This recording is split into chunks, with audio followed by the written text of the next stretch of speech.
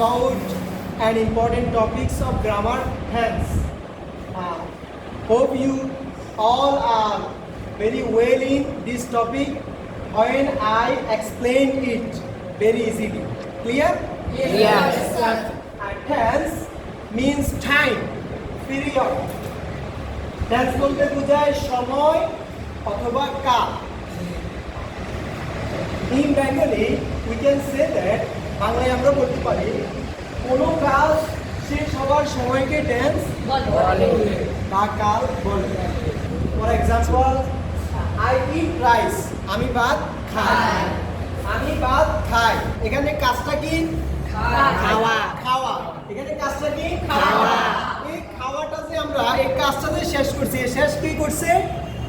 আমি টেন্স। কি করছে? টেন্স। একটা জিনিস এখানে মেনশনেবল মনে রাখতে হবে, উল্লেখযোগ্য, সেটা হচ্ছে আই ইট রাইস। এখানে ইংরেজিতে ভার্বটা মানে কাজটা থেকে কোথায়? সাবজেক্টের পরে অথবা মাঝখানে।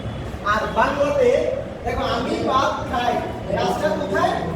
শেষে। ক্রিয়াটা বাক্যের শেষে। তাহলে ইংরেজিতে মাঝখানে বা সাবজেক্টের পরে, আর বাংলাতে ক্রিয়াটা থেকে কোথায়? বাক্যের শেষে। কথা ক্লিয়ার?